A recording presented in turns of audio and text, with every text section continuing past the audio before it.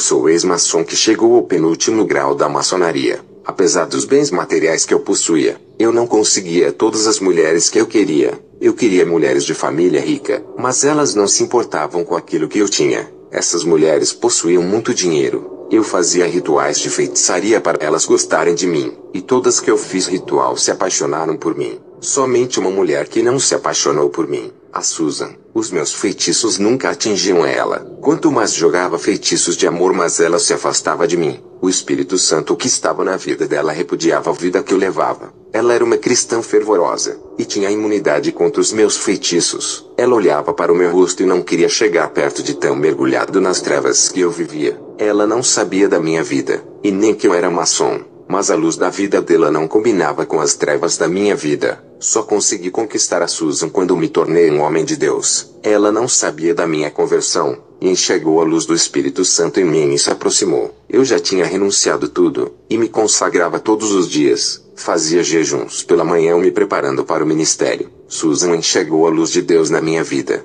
e hoje somos casados e estamos felizes crescendo juntos na graça. Vou relatar a minha caminhada até chegar a Jesus. Morei na Inglaterra, participei da maçonaria escocesa, conheci pessoas importantes como políticos, juízes, médicos, advogados e empresários. Eu era um maçom que fazia rituais satânicos. Eu fazia até reunião dentro da loja maçônica. Eu invocava Satanás para passar informações. Um espírito maligno possuía o corpo da pessoa dentro da loja maçônica e passava uma mensagem do inferno. Vários políticos e partidos rivais estavam juntos na mesma loja, e aquele espírito maligno dizia para eles não brigarem, porque qualquer um que ganhasse estaria a serviços das trevas. Aquele demônio prometeu dar poder e fortuna a todos os políticos que trabalhassem para Satanás. A primeira mensagem daquele demônio que possuía o membro foi de doutrinar os estudantes das universidades e faculdades, construir um grupo de rebeldes usados para os propósitos malignos dentro das escolas e faculdades. Hoje tem muitas faculdades de parapsicologia, biogenia e outras que contradizem a Bíblia. A segunda mensagem foi de fazer lavagem cerebral nas mentes de crianças e adolescentes através dos livros escolares, mentir sobre a criação do mundo e da origem do homem.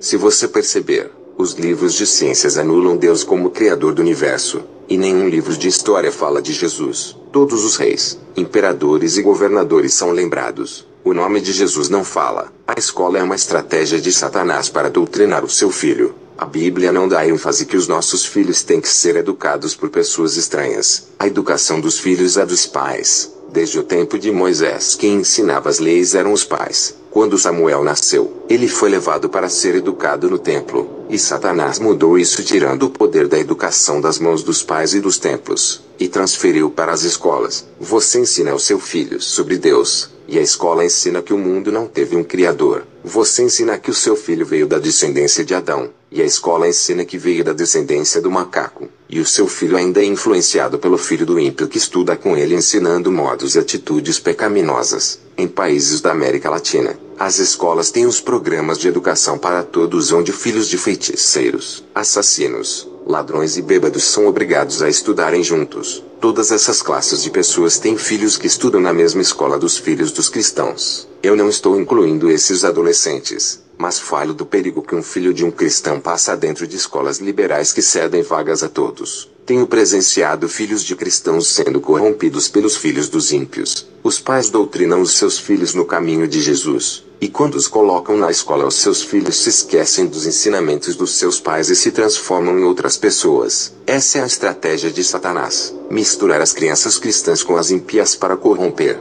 e também algumas matérias de escola corrompem a mente, e surgem novos ateus. Aqueles que têm condições financeiras nunca colocarão o seu filho em escolas do governo que aceita toda espécie de crianças. Tem escolas da América Latina que integram crianças que já foram presas por cometerem crimes. Deus me deu condições para eu matricular o meu filho em uma escola evangélica. E se essa escola não cumprir a obrigação de doutrinar o meu filho na palavra, eu vou tirá-lo e pagar um professor para ensinar ele em casa. Isso se chama proteção da família. Quem não tem condições, ore a Deus. Acompanhe o seu filho nos estudos e vigie ele, porque a escola faz parte do sistema educativo de Satanás. Eu estava na loja maçônica, e um demônio possuía uma pessoa. Na loja tinha donos de emissoras. O diabo falou na boca daquela pessoa dizendo: manipulem as notícias dos jornais. Deixem os povos desinformados a respeito da realidade do mundo. Enganem esse povo.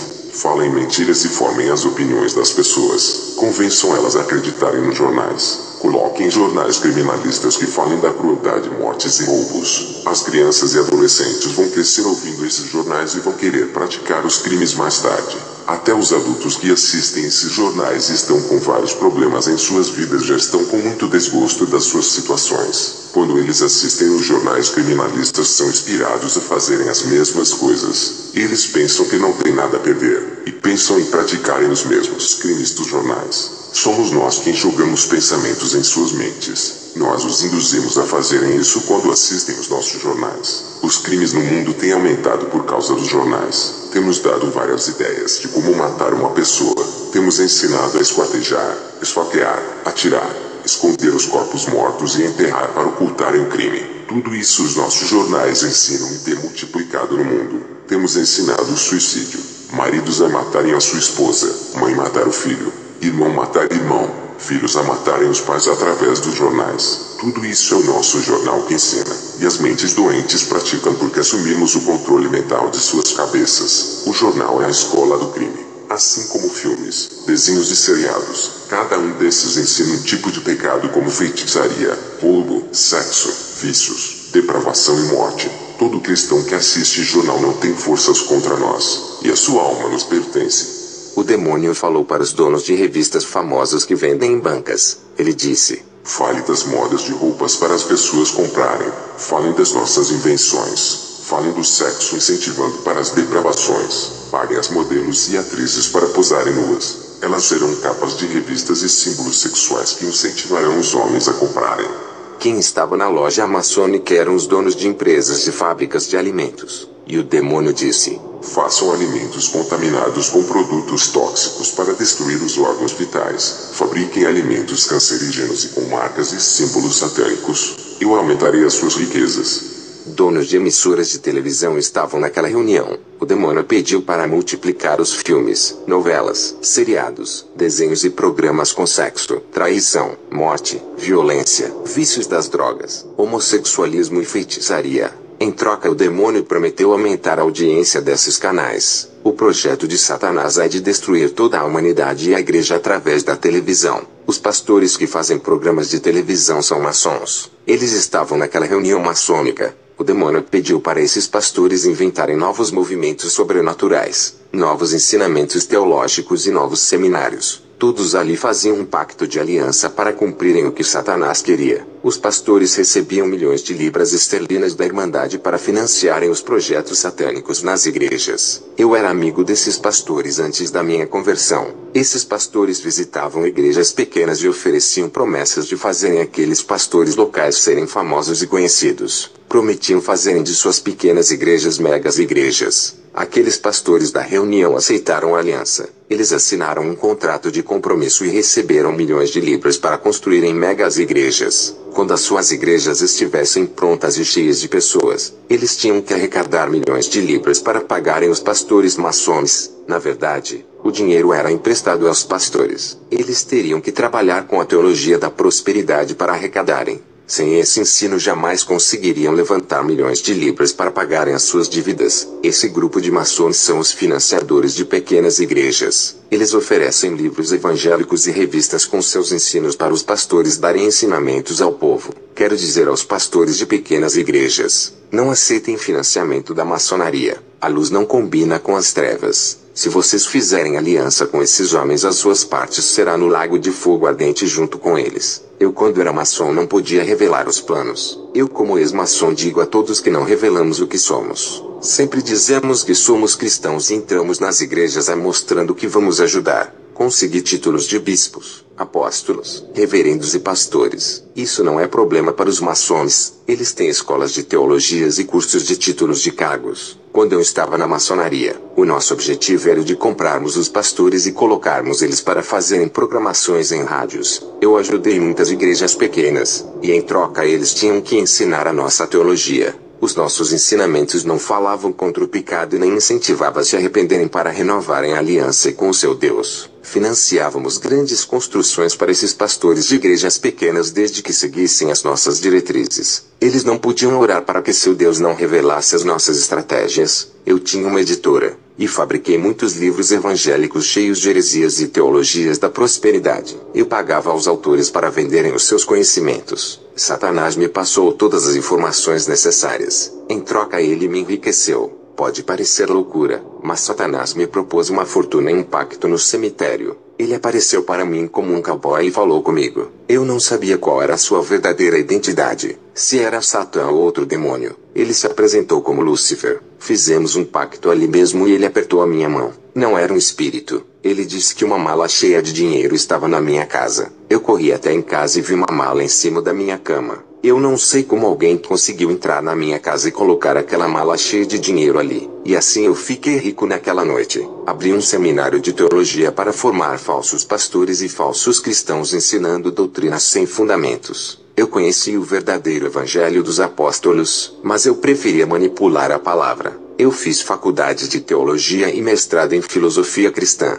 mas eu não acreditava em Deus. E considerava a Bíblia como um livro mitológico. Só acreditaria na Bíblia vendo Deus, por eu não vê-lo. Ignorava. Já nos poderes das trevas eu acreditava por eu ver o demônio. Em um ritual de sacrifício, um ser de capa preta apareceu a todos na loja maçônica. O rosto desse ser estava coberto por um lenço preto. Ele se aproximou de todos. Depois caminhou a certa distância e desapareceu. Os seguranças que ficaram na porta da loja maçônica disseram que não deixaram nenhum estranho entrar em nossa reunião. A segurança da nossa loja era impenetrável. Todas as portas estavam fechadas, e aquele ser conseguiu entrar lá dentro como algo invisível. Todas as informações que os demônios passavam para nós era cumprido. Um demônio que nunca se revelou para ninguém. Ele disse o seu nome somente a mim. O seu nome era Sete Lua Cheia. Ele era o dono de 7 autoridades e me deu todas elas. Fiquei 7 anos fazendo esforço para conseguir as 7 autoridades. Cada ano de sacrifício eu consegui uma dessas autoridades. O primeiro ano que consegui a primeira autoridade foi no ano de 1990. Eu consegui o dom da prosperidade. Todas as pessoas que chegavam a mim eu cobrava um valor da consulta e colocava as minhas mãos sobre ela. Pessoas conseguiram entrar em grandes empresas. Outras se tornaram empresárias. Teve pessoas que subiram de cargos em suas empresas. Um cristão que estava com a sua loja de roupas quase falida me consultou. Em poucos meses a sua loja começou a vender.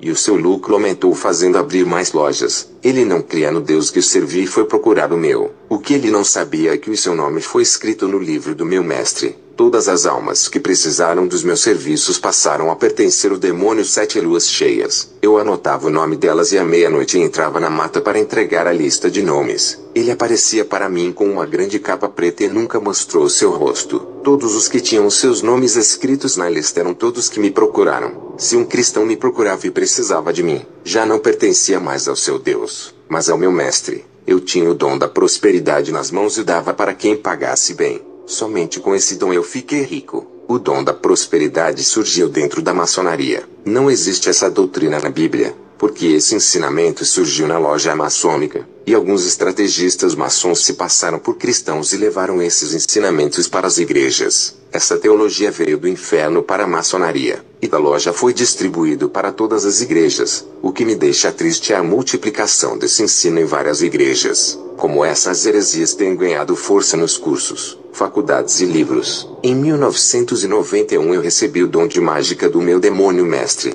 Ele apareceu para mim e me ensinou a sua mágica. Eu fazia objetos voarem, pessoas levitarem, entortava alumínio, colher e pregos pelo poder da mente. Ganhei muito dinheiro fazendo essas coisas e mais clientes. Eu poderia ser um grande mágico, mas quem é da maçonaria não pode se revelar. Então eu fiquei fazendo grandes números em ocasiões particulares. Em 1992 eu recebi o dom da cura. O demônio apareceu a mim e jogou um óleo de ervas em cima da minha cabeça e por todo o meu corpo. Eu fui ungido por ele e levantado como o guerreiro das trevas. Assim como Deus unge os seus, o diabo também unge os dele. Eu recebi o dom da cura e realizei grandes milagres. Ganhei muito dinheiro. Curei pessoas de câncer, AIDS e doenças incuráveis. Eu fazia mais coisas do que a igreja da cidade não fazia. Os povos saíam enfermos das igrejas e me procuravam. Eu as curava de todo mal. Eu cobrava para restaurar as suas saúdes. Igrejas que fazem um milagre e cobram pela cura fazem a mesma coisa que eu fazia no passado.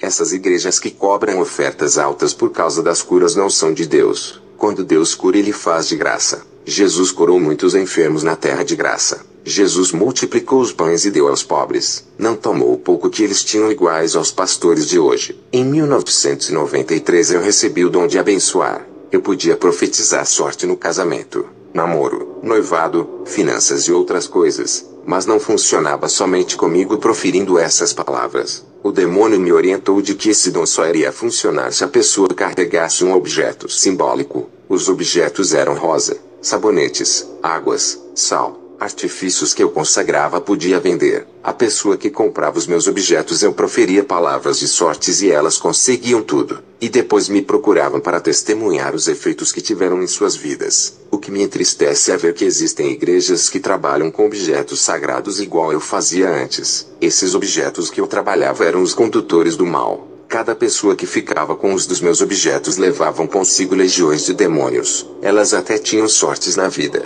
mas tudo era para a destruição de suas vidas. Em 1994 eu recebi o dom da maldição, e todos os que me desafiavam eu amaldiçoava.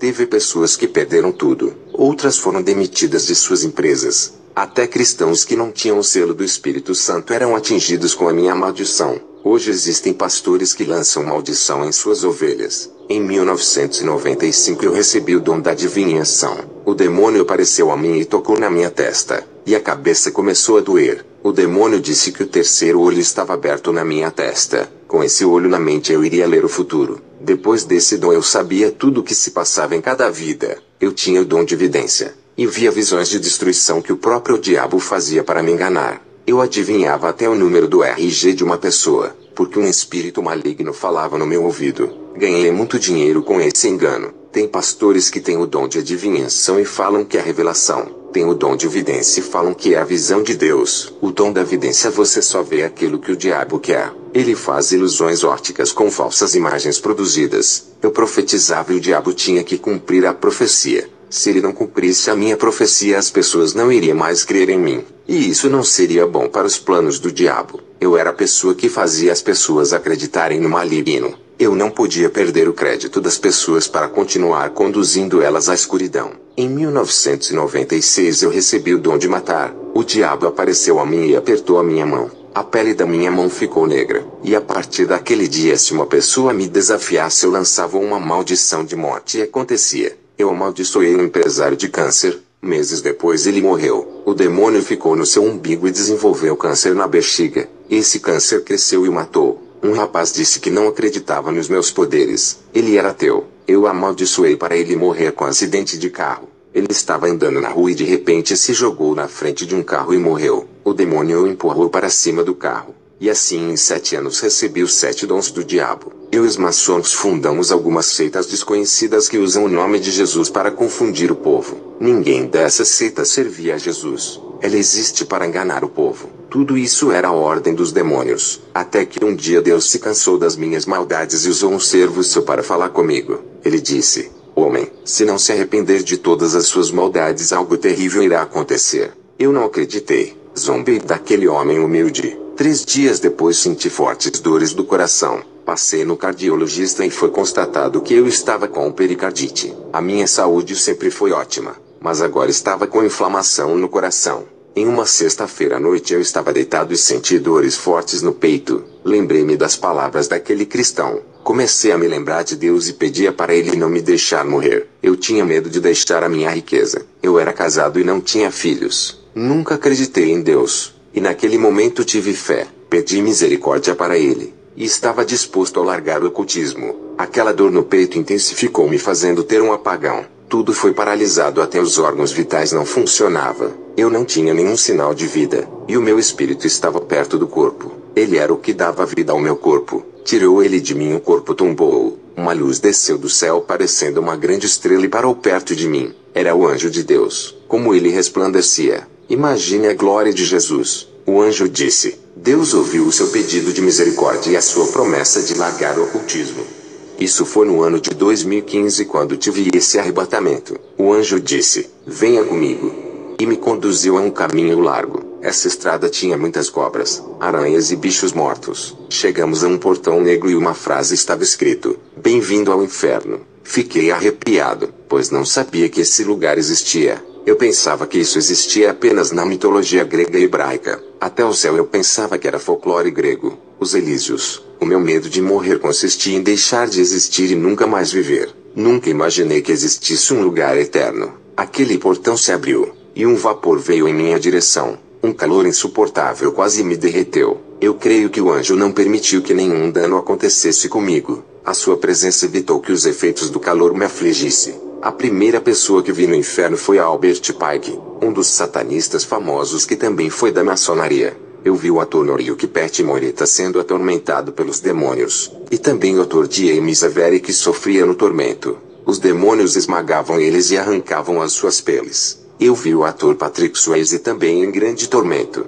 O fogo o consumia e os demônios os torturavam. Também vi cantores de rock. O baixista Paul Gray tocava e os seus dedos estouravam. As carnes do seu corpo caíram. Ele tocava eternamente. A mesma coisa acontecia com o guitarrista Gary Moore que passava pelos mesmos sofrimentos. Que terrível situação esses cantores e tocadores passam. Eu vi o cantor Joey Ramone que cantava até as cordas vocais estourarem. Ele já não tinha mais voz. Apenas um apito saía da sua boca. Esse processo será assim eternamente. Fui para outra sessão, e vi os demônios fazendo reuniões sobre a política. Eles queriam colocar no poder para governar os políticos que fizeram pacto com eles. Os demônios usam homens ricos e poderosos do mundo para controlarem todos os seus planos. Esses homens de grande influência política obedecem às ordens desses demônios. Vocês que são cristãos e desejam entrar na política não façam isso. Os demônios estão no poder. Os demônios têm usado os políticos para legalizar o aborto, casamento gay, liberação das drogas e outras aberrações. Tudo no inferno é planejado em reuniões para destruir a humanidade. Embora a Bíblia diga que Deus instituiu as autoridades governamentais e que os poderes desses governantes foram dados por Deus para governar o povo, muitos têm usado os seus poderes e influências dadas por Deus para trabalharem para as trevas e oprimirem o povo.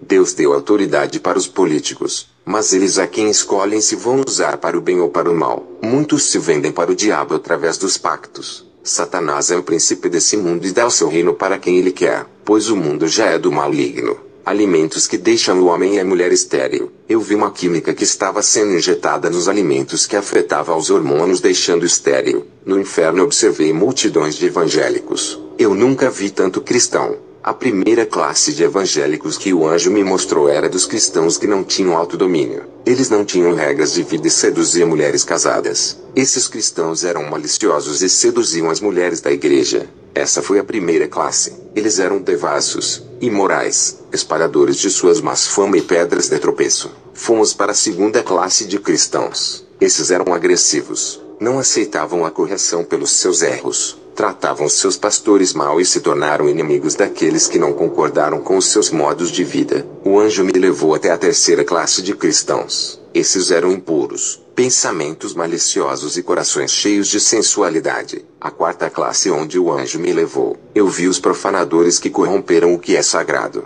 Eles misturaram o que é santo com as profanações do mundo. Mancharam a pureza dos cultos com heresias e colocaram abominações dentro da casa de Deus. Profanaram o altar. Sujaram a santidade da liturgia. Fui levado à quinta classe de cristãos. Esses eram ambiciosos com bens materiais para satisfazerem os seus desejos. Eles eram capazes de qualquer coisa para conquistarem tudo o que queriam, mesmo que isso fosse prejudicar o próximo para ficarem em seu lugar. Inventaram mentiras para roubarem uma vaga de emprego. Disseram calúnias para serem beneficiados ou promovidos. Esses eram egoístas que tinham amor excessivo a eles mesmos. Não se importavam com ninguém, só pensavam em si. Fomos para a sexta classe onde estão os cristãos que fizeram de suas igrejas uma zona de guerra. Causaram dissensões. Não concordavam com o ensino da santidade do pastor. Esses criaram facções para atacarem a igreja e gostavam de conflitos. Eles viviam afastados dos santos irmãos que obedeciam à palavra de Deus. Fomos para a sétima classe onde estão os cristãos que disputavam cargos de igrejas chegando a querer prejudicar o outro. Alguns deles queriam tomar o lugar do pastor invejando ele. Outros torciam para alguns saírem da igreja para ocuparem os seus cargos. Fomos para a oitava classe onde estão os cristãos trapaceiros. Eles fraudavam documentos, enganavam as pessoas nos negócios e levavam vantagens. Vendiam mercadorias frágeis para enganar.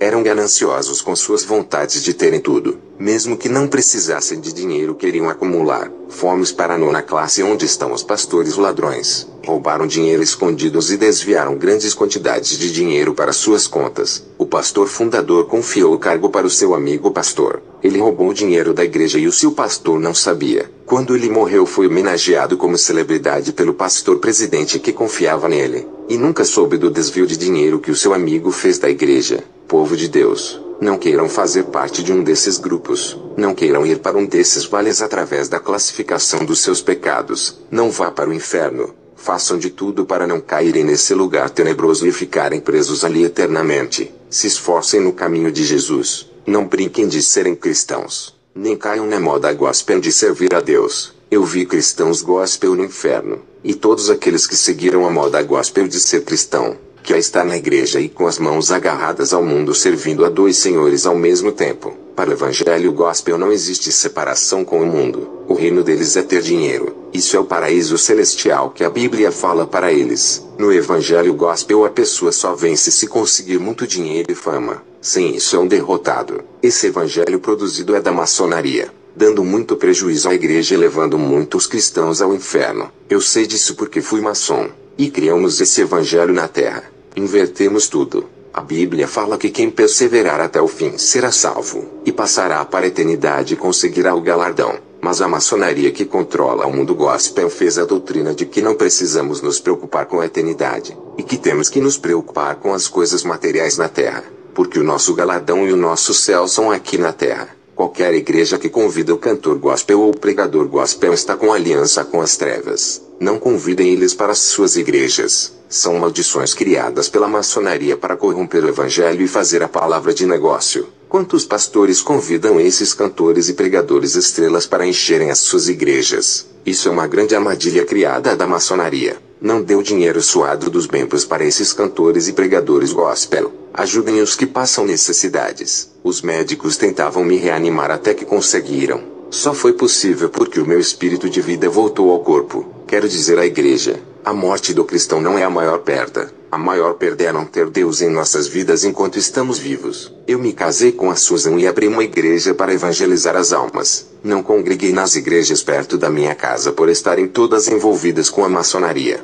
Não quis entrar na convenção dos ministérios para não ter a minha igreja influenciada pela maçonaria. Quando a maçonaria descobriu que eu havia saído da loja, queriam me matar como um traidor, mas eu já sabia disso, e já tinha ido morar na Dinamarca. Tudo aquilo que o diabo me deu como dinheiro e status, ele me tirou tudo, porque quebrei a aliança das trevas. A maçonaria confiscou os meus bens, e quando eu fui para a Dinamarca não podia levar nada. Jesus me deu tudo aquilo que eu necessitava. O preço foi uma vida de oração. Existem 3 tipos de bênçãos: aquela que Deus dá, aquela que você conquista pelo seu esforço e aquela que o diabo lhe dá. Satanás tentou me atrapalhar com os seus obstáculos, mas eu consegui quase tudo que perdi. Não era mais rico, mas também não fiquei pobre e estou feliz. Eu e a minha esposa fazemos a obra. Ela é minha auxiliadora e tem me ajudado para o crescimento da obra. Hoje moramos na cidade de Reykjavik, na Islândia, um país diferente onde ninguém me conhece. O meu ministério é pequeno. Não quero que seja uma igreja conhecida onde venha me fazer famoso. Pastoreio a Igreja Sangue Redentor Ministério Apologético. Combatemos a teologia monetária do papel impresso. Ensinamentos malignos que vêm crescendo no mundo. Ensino que fortalece o ventre, exalta e alimenta a ambição da alma. Quando eu era maçom eu fui a uma cruzada evangelística de Benihim e sentei nas cadeiras da frente. Vocês que são cristãos não sabem diferenciar a fonte do poder que vem da água limpa e a que sai da água suja. Eu recebi a presença de um poder estranho em sua cruzada evangelística. A mesma energia que sentia na maçonaria. Esse falso avivalista não conseguiu me enganar. Como ex-maçom, eu sei muito bem o que é unção e aquilo que é energia. Eu lançava a energia dos meus mantras e ativava os canais. Eu passava a minha energia para os corpos das pessoas. Derrubava as pessoas no chão e as deixava adormecidas. Esses falsos ministros trazem novos pentecostes e moveres do espírito. Eles trazem novas doutrinas e estilos de pregações. À medida que a modernização do evangelho avança, fica mais difícil de ganhar almas. Os cristãos desse evangelho moderno têm dificuldades de abandonar o mundo e ficam divididos entre servir a Deus e ao mundo. Igrejas da atualidade estão guerreando por causa das almas, mas não as tiram do mundo. Esses cristãos preferem o mundo primeiro e depois servir a Deus, porque os prazeres são melhores. Não foram ensinados a renunciar ao mundo. Estou compartilhando apenas um terço do meu testemunho. Não vou estender muito para não ficar o dia todo falando das mil maravilhas que a mim foi proporcionado da parte de Deus. Que a santa paz e a graça do nosso Deus fiquem com os ouvintes. Amém.